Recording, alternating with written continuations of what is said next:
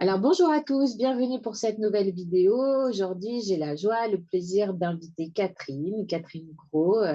Nous sommes amis depuis quelque temps, donc nous nous sommes rencontrés lors d'une formation tarot. Déjà, ça va faire un an maintenant, Catherine, qu'on se connaît. Et ça fait un petit moment que je lui proposais cette interview. Voilà, enfin, nous avons trouvé un créneau toutes les deux.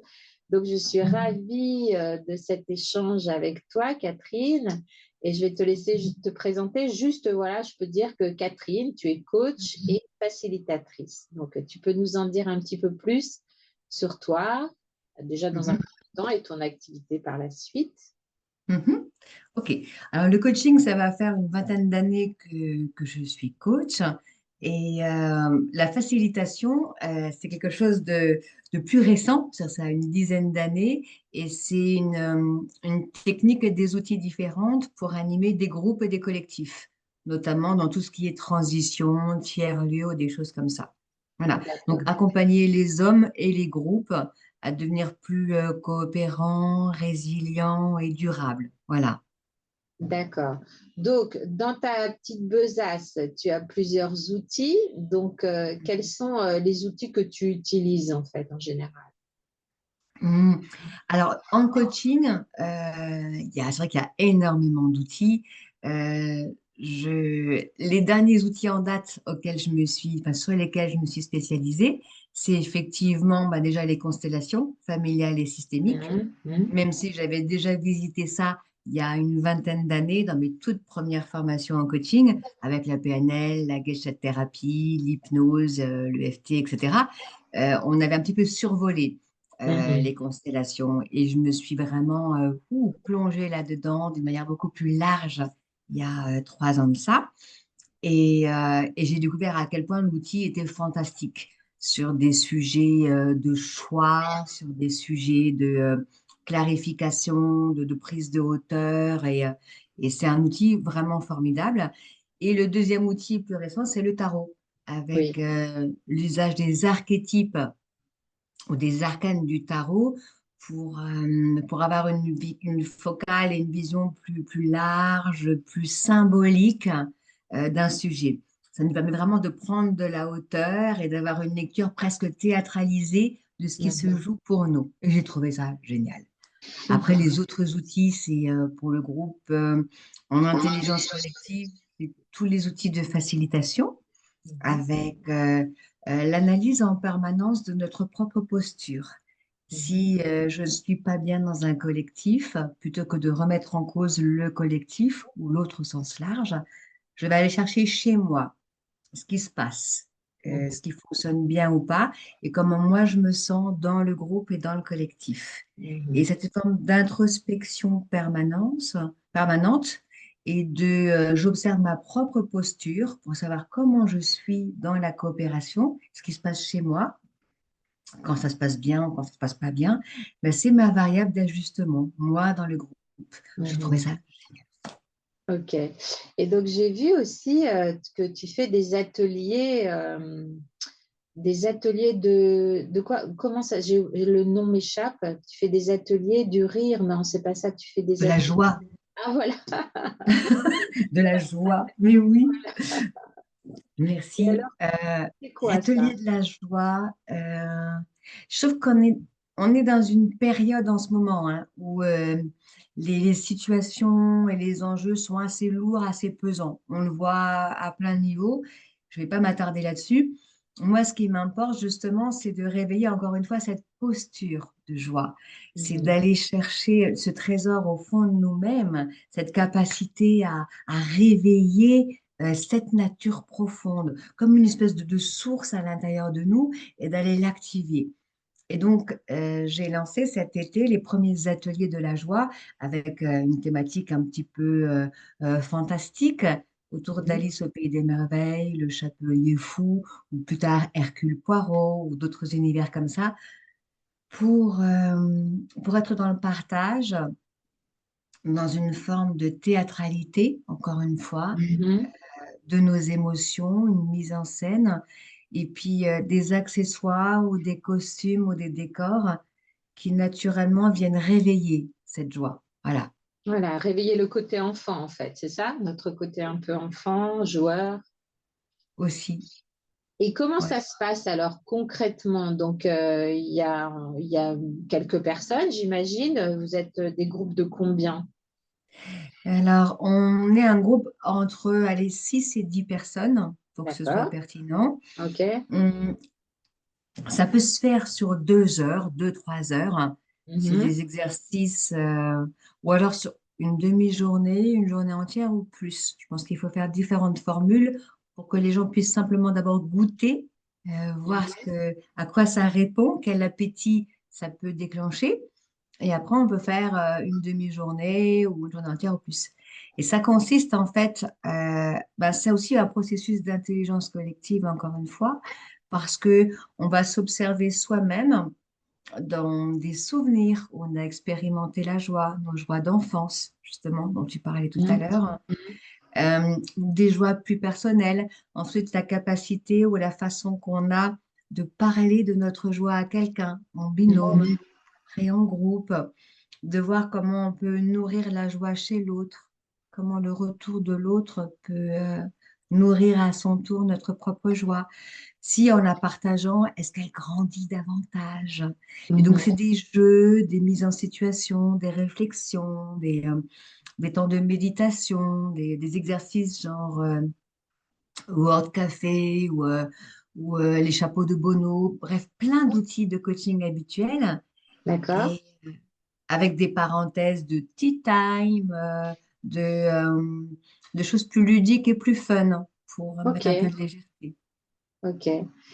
Et quelle personne, enfin, est-ce que la personne qui souhaite participer à cet atelier a une demande particulière ou c'est toi qui lui proposes en fonction de sa problématique de participer? Comment ça se passe aussi? Mhm. Alors, l'atelier de la joie, il y a pas de demande en dehors de j'ai envie d'être en lien et de partager, de vivre de la joie. D'accord. Voilà, Mhm. c'est la seule demande. C'est comme si je le fais sur la joie, je peux le faire aussi sur la créativité.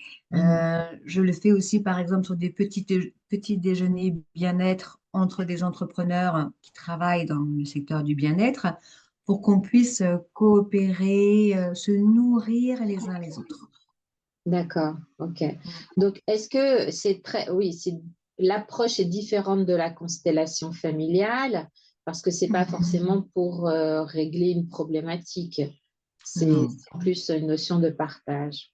De partage. Un peu comme du co-dev, co-développement, où on va D'accord. se nourrir les uns les autres et on va, encore une fois, s'observer nous-mêmes, Mhm. comment moi j'active ma joie ou pas, et quand je l'active, qu'est-ce que ça déclenche chez l'autre et dans le groupe tout entier.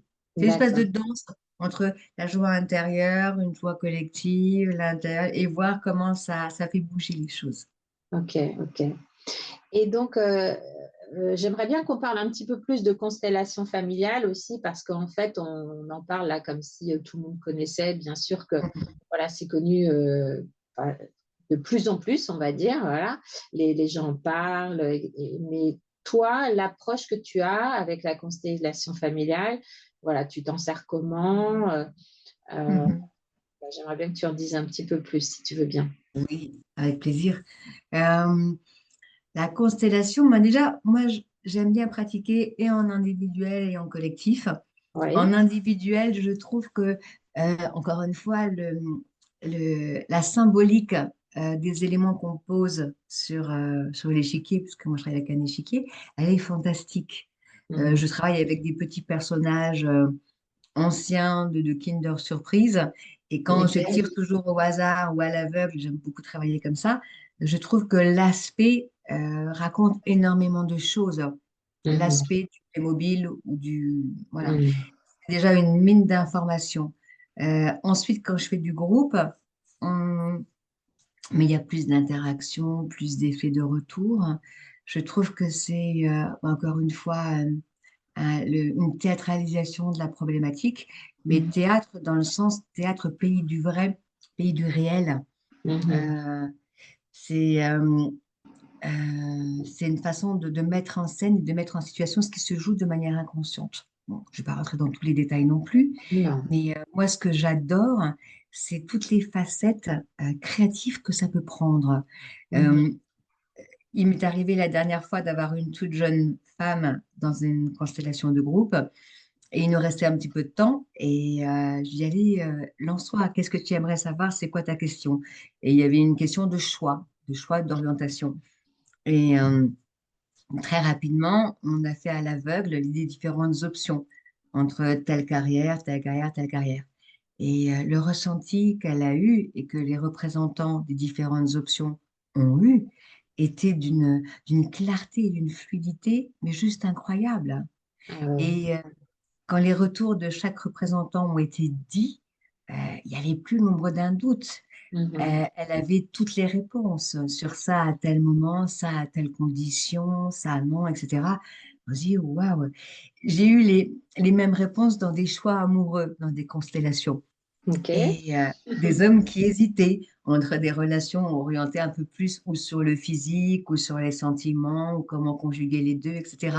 Et à l'aveugle encore, quand on interroge ces personnes sur ce qui se passe dans leur corps par rapport aux différentes options, c'est juste fabuleux. Mhm. Voilà. Et on a beau se dire qu'il n'y a pas de compréhension intellectuelle des choses, c'est vrai, Mhm. mais ça apporte des réponses qui font gagner, pour moi, hein, des années de coaching ou de thérapie. Mhm. Mhm. On va droit au Ouais. but. Ouais. Pour avoir vécu aussi quelques séances de constellation de groupe, on en a vécu notamment ensemble en visio, hein, donc ça se pratique aussi en visio. Je confirme que c'est un outil très puissant. Ouais, tout à fait. Pour plein Oui, de raisons. Ouais.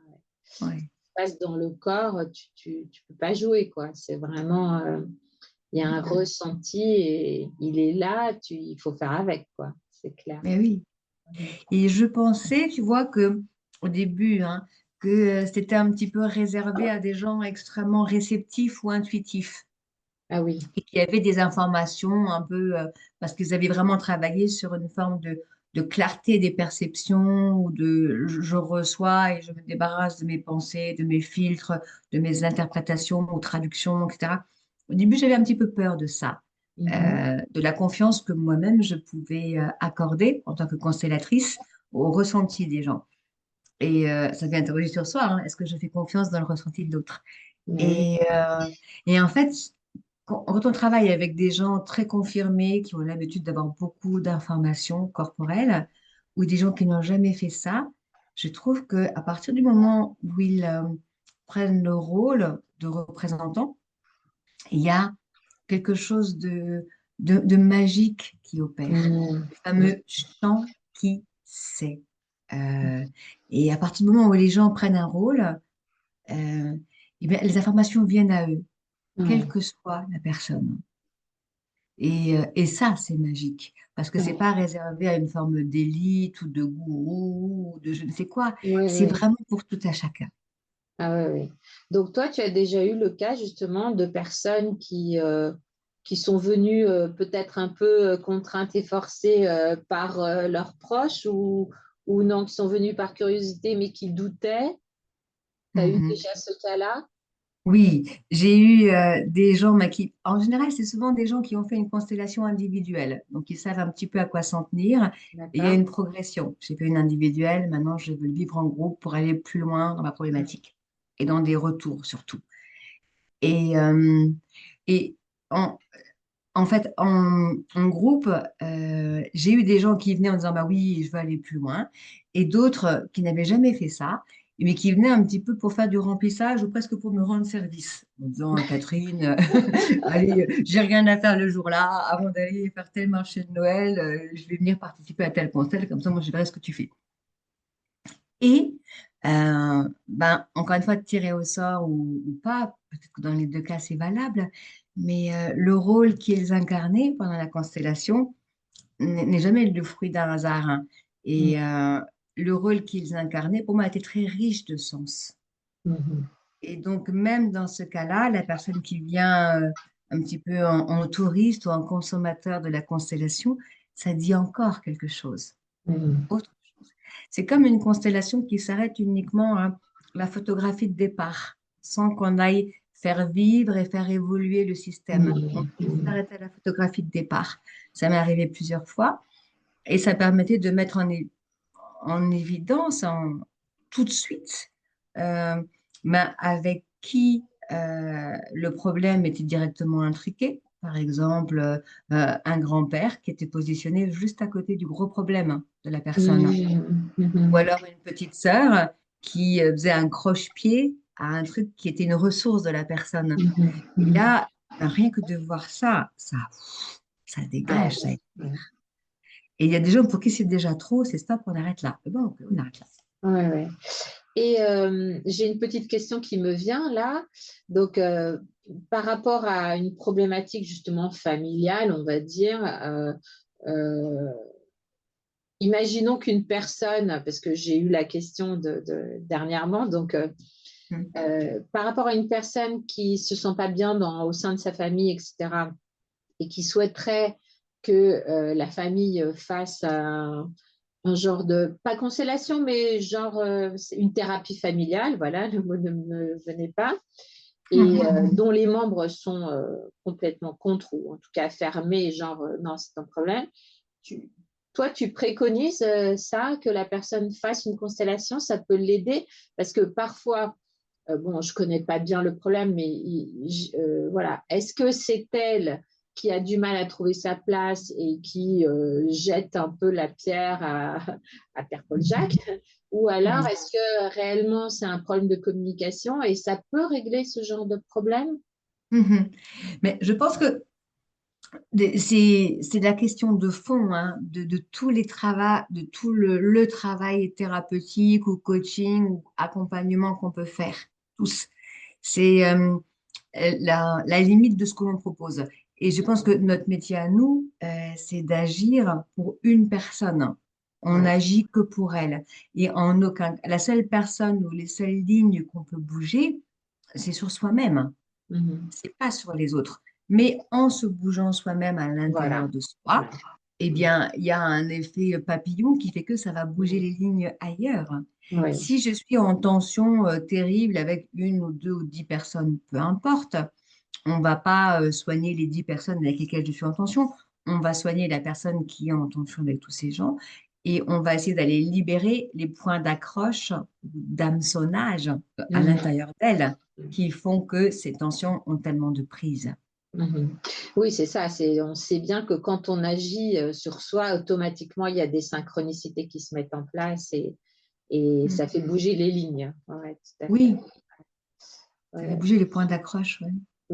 Parce que j'avais entendu aussi, je ne sais plus qui m'a dit ça, si c'était avec toi ou autre, que lors d'une constellation, enfin, suite à une constellation familiale, une jeune femme avait reçu un message de son père ou de son grand-père, euh, alors qu'elle n'avait pas de nouvelles depuis des années, quoi. Donc, comme quoi, Ouais. il y a vraiment des choses qui se passent Ça, assez.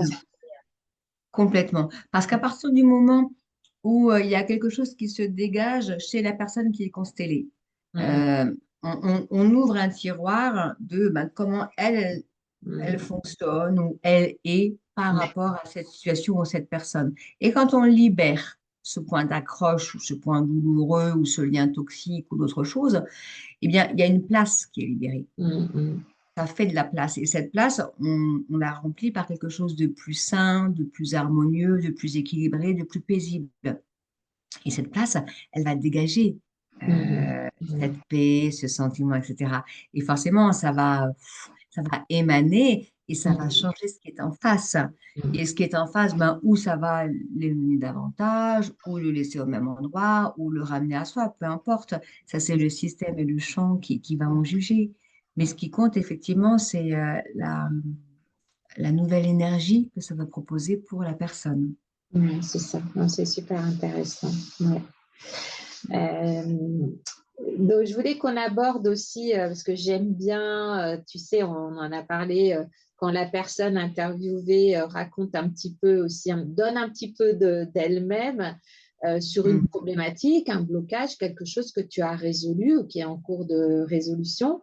pour que ça puisse donner des pistes aux personnes qui nous écoutent qui pourraient rencontrer ce même problème. Donc, Mhm. est-ce que tu as quelque chose à nous partager à ce sujet? Mhm. Oui, il y en aurait plusieurs, hein. Alors, laquelle? Celle du jour. Je... C'est rigolo parce que très souvent, comme ça, on voit des sujets, on se dit, mais c'est bateau, c'est standard, c'est déjà vu. En fait, non, on y retourne à chaque fois. Je pense aux saboteurs, bon, tous ces exercices-là, on n'a Ouais. jamais fini d'aller les Mhm. nettoyer. Et moi, je pense par exemple à... J'ai envie de parler par exemple de l'enfant, de l'enfant blessé, D'accord. l'enfant libre, bref, on va l'enfant intérieur. On peut le Mhm. visiter de tellement de façons. Et comment, qu'est-ce que je peux dire à propos de lui? Moi, j'ai une nature très joyeuse, très optimiste, très positive. Je Et je confirme. pense, merci. Et je pense que c'est une posture ou une énergie, une forme de résilience que j'ai su développer dès l'enfance et que c'était une énergie très belle qui m'a permis de me donner toutes les ressources d'aller au-delà, au-delà de situations difficiles, pénibles, toxiques ou tout ce qu'on veut, familiales ou autres. Et ce qui est extraordinaire, c'est de voir l'évolution de cet enfant intérieur qui forcément, à un moment donné, ben, a dû un petit peu ruser avec la vie et puis inventer un monde un peu imaginaire où tout serait beau plus tard, où tout serait doux, s'inventer un petit nid douillet au milieu de tout ce qui semblait un petit peu pas forcément facile ou bienveillant. Et cette capacité à se créer un univers doux, soyeux, confortable et autres, ben, ça relève un petit peu de l'imaginaire, du fantasme, du rêve, etc. Et ça enlève une prise avec la réalité, avec le monde Ouais. matériel. Et Mhm. donc pour moi, c'était difficile de sortir de cette bulle un petit peu idéaliste, Mhm. un peu enfermante pour moi, Mhm. pour aller plus au contact du vrai monde, de la matérialité, de se remettre en situation de risque ou de danger Mhm. dans les vraies choses de la vie. Et ça, pour moi, ça a été le parcours de toute une vie de renouer avec ça. Et ça m'a obligée presque quelque part à un petit peu abandonner cet enfant intérieur joyeuse et libéré pour aller me frotter aux difficultés de la vie matérielle. Je l'ai un peu oublié. Et aujourd'hui, euh, j'y retourne avec notamment bah, les ateliers de la Eh joie oui, oui. et une nouvelle énergie plus réconciliée avec l'innocence et avec la confiance. Et plus désarmée ou moins armée. J'accepte ça aujourd'hui, j'ai moins besoin de ces protections et donc je me reconnecte à cette posture d'enfant intérieur confiant et qui accepte d'y Mhm. aller. Et qu'est-ce qui a fait que tu t'autorises, que tu te permettes à nouveau justement de te reconnecter avec cet enfant intérieur, cette joie? Qu'est-ce qui a été, euh, qu'est-ce qui t'a permis de faire ça? Est-ce que c'est juste une décision? Est-ce que c'est le travail que tu as fait jusqu'à présent? Hmm. Quel a été le déclic? Parce que l'idée, ce serait de donner justement un petit conseil, parce que souvent, justement, sortir de l'enfance, c'est pas facile. Se créer une carapace, sur ce que, si j'ai bien compris, tu as fait justement un peu plus dur, un peu plus, voilà, pour éviter d'être blessé ou d'être confronté à tout ce qui peut se passer. Euh, Mhm. Comment tu as fait? En gros. En gros, ouais. Si je pouvais dire en 3 ou 4 points, je serais heureuse. Mhm. C'est une succession de beaucoup, beaucoup de choses. Mais en résumé, je crois hein, que c'est une façon déjà de sortir de l'intellect et du contrôle cérébral et intellectuel des choses. Mhm. Ça, c'est une première règle.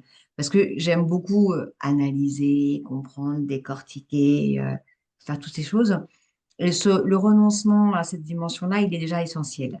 Mhm. Euh, ensuite, c'est hum, une croyance extraordinaire qui fait que bah, quand on est en difficulté par rapport à un monde extérieur, ça vous oblige à chercher toutes les ressources à l'intérieur. Parce que Mhm. on trouve que l'extérieur est un petit peu austère, euh, aride, stérile, hostile par moments, etc. Et quand on est confronté à ça très longtemps, parce qu'il y a des gens pour lesquels les épreuves sont quand même plus lourdes, hein, Oui, et oui. quand on est confronté à ça plus longtemps, ça oblige une chose extraordinaire, ça oblige à chercher les réponses et l'espoir dans l'intérieur de En soi. soi. Ouais. Voilà. Et Mhm. quand on va chercher tout ça à l'intérieur de soi, on ouvre les portes à l'intérieur de soi. Mhm. Et là, on va aller visiter justement de nouveau ben, notre innocence, notre candeur, notre naïveté, ce qui était beau et ce qui était pur au début, à Mhm. l'origine. Mhm. On va Mhm. aller rechercher ça. Parce que on n'a pas trouvé ça à l'extérieur. On sait que chercher ça à l'extérieur, c'est vain tant qu'on ne l'a pas activé en soi. Ouais. Et heureusement, l'extérieur te dit, non, non, non, tu ne vas pas trouver ça. Et donc, on a beau taper à toutes les portes, ça ne marche pas. Ouais. Et donc, on s'oblige à chercher ça en soi. En fait, c'est l'obligation, comme la femme à tiroir de Dali ou toutes ces choses-là, Mhm. c'est à chercher tous Mhm. ces trésors intérieurs, d'aller tout ouvrir et, euh, et de voir tout ce qu'il y a de plus beau en soi. Mhm. C'est ça, c'est la beauté intérieure, la magie intérieure, c'est le pouvoir intérieur. C'est se réconcilier avec l'idée qu'on a tous les choix, parce que les choix, ils sont à l'intérieur de nous. Et c'est ça, c'est les portes qu'on ouvre dedans. Ouais. Tu as utilisé le mot magie, c'est cette petite phrase que j'aime bien aussi quand on dit l'âme agit. Oui. Ouais, ouais. Bon, écoute, c'était super cet échange avec toi, j'ai beaucoup apprécié. J'espère aussi que ça vous a plu. Donc, et je vais laisser le mot de la fin à Catherine Le mot de la fin. Alors, pour clore en cette. mot, en mot de la fin, j'aimerais effectivement que chaque personne puisse croire en sa magie et son pouvoir intérieur. Bon, Et en cet espoir infini à l'intérieur de chacun. merci, c'est super joli. Donc, Mm. merci à tous. J'espère que ça vous a plu et à très vite pour une prochaine vidéo. À bientôt. Bye bye. Bye bye. Mm. Mm.